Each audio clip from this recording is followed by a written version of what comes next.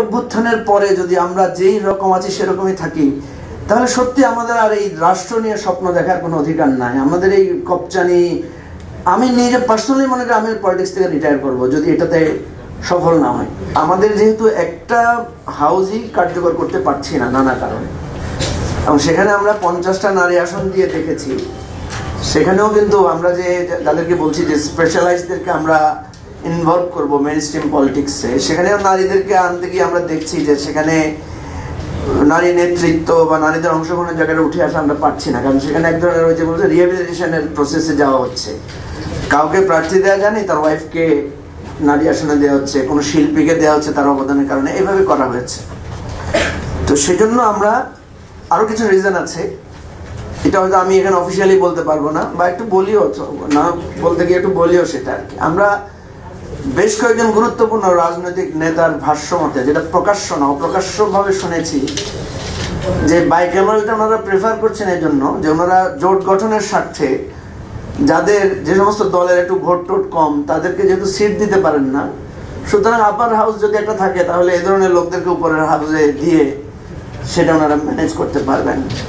এটা আমি আপনাকে দলিল দেখাতে পারবো না, কিন্তু এ ধরনের আলোচনা হয়েছে। তো ফলে আমরা খুবই চিন্তিত যে আসলে এটা কি একটা বার্ডেন হবে, 100টা আসনে 100টা লোককে আরো গভর্নমেন্টের খরচ বাড়বে, না এটা আসলে কার্যকর হবে। এই পয়েন্ট অফ ভিউ থেকে আমরা বলেছিলাম যে বাংলাদেশ এখনো বাইক্যামেরাল পার্লামেন্টের জন্য 2টা হাউস মেনটেন করার জন্য প্রস্তুত হয় নাই। বাট আমরা এও বলেছি যদি বৃহত্তর জাতীয় স্বার্থে যদি ঐকমত্যের জন্য প্রয়োজন হয় আমরা এখানে আমরা স্যাক্রিফাইস করবো বা আমরা আমাদের মতকে দিব।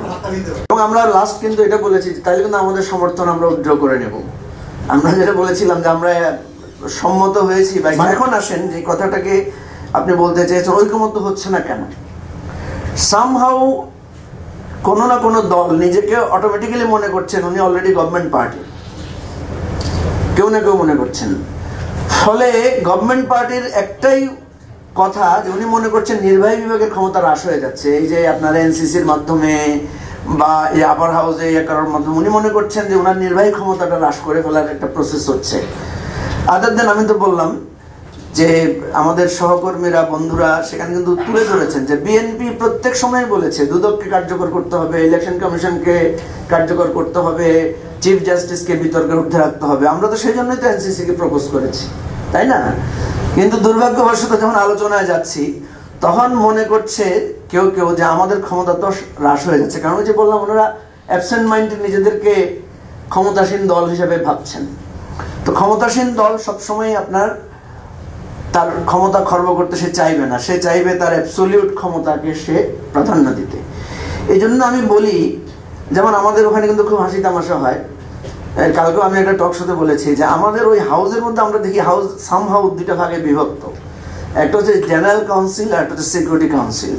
তো আমি বলেছি যে বিএনপি, জামাত এবং এনসিপি হচ্ছে সিকিউরিটি কাউন্সিল, আর আমরা হলাম সব জেনারেল অ্যাসেম্বলি। আমরা যত কথাই বলি লাস্টে গিয়ে দেখা যায় যখন বিএনপি একটা আপত্তি দেয় আমাদের মানে ইয়েরা কি বলে কমিশনার আগাতে পারে না। তো এটা অসুবিধা নাই, আমি একদম ইরেশনাল না যে তারা যেহেতু পাওয়ারফুল পার্টি বা তাদের যেহেতু সমর্থন বেশি সামহাউ, এটা এটা আমি বিতর্কের জন্য বলছি না, কেউ আবার আমার এটাকে বিতর্ক তুলবেন না যে সমর্থন বেশি আপনি কিভাবে জানেন। তাহলে ঠিক আছে, তাহলে ওয়াই নট এই 3টা পার্টিকে নিয়ে আলাদা একটা নেগোসিয়েশন প্রসেস কেন হয় না? আমাদের এত বড় মিটিং, এত বক্তৃতা, এত খাওয়া দাওয়া, এত টেলিভিশনের মধ্যে, বলছি না যে 3 জনকে নিয়ে আপনি অফিসিয়ালি বসেন, যে কোনো নেগোসিয়েশনে দেখেন সাইডলাইন মিটিং হয়। আমি কালকে ওনাদেরকে বলেছি আপনারা সাইডলাইন মিটিং করেন, আমাদের তো ব্রেক হয়, কফি ব্রেক হয়, সাইডলাইন মিটিংয়ে বসে একটা নেগোসিয়েশন প্রসেসে যান। আমি কিন্তু আপনাদের নাগরিক কোয়ালিশনকেও একটা প্রপোজাল দিয়েছিলাম যে আপনারাই অন্তত এই কাজটা করেন। তো কথা হচ্ছে যে অ্যাকচুয়ালি চূড়ান্ত ঐকমত্যে পৌঁছাতে পারবো কি না এটা আমি ডাউট। আমার কথাগুলো অনেকে পছন্দ করবেন না আমি জানি, কারণ নুরুল কিন্তু কালকে বলেছিল যে আমাদের এই এত পার্টি, এত আলোচনা, বাট ইয়ে কি সফলতা কি? তা এই জন্য আমি বলছি যে আপনারাও এটা করতে পারেন কিনা। যেমন আমি দেখি যে বিএনপির মধ্যে যেই, সরি আমি নামটা বলেই ফেললাম, যে তাদের মধ্যে যে একটা ভয় যে তার নির্বাহী ক্ষমতা হ্রাস হয়ে যাচ্ছে কিনা। ঠিক আছে, এটা আমি ধরেই নিলাম যে এটা আমাদের, এটা তো আপনি বাঙালি মানুষপট, এটাকে তো আপনি রাতারাতি বদলাতে পারবেন না।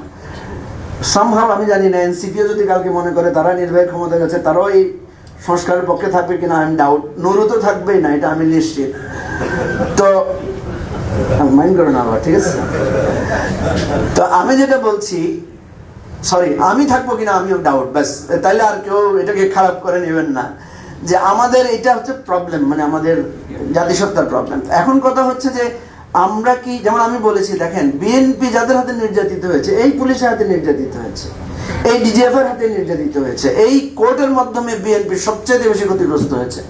তাহলে বিএনপি কেন এটাকে পরিবর্তন করতে চায় না? সে কি মনে করেছে আবার সে বিরোধী দলে যাবে না, আবার কি চেঞ্জ হবে না?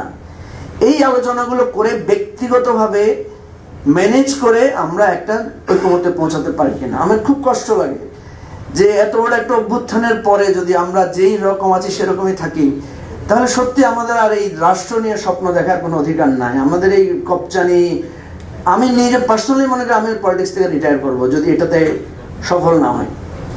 Thank you. আসসালামু আলাইকুম। অভ্যুত্থানের পরে যদি আমরা যেই রকম আছি সেরকমই থাকি, তাহলে সত্যি আমাদের আর এই রাষ্ট্র নিয়ে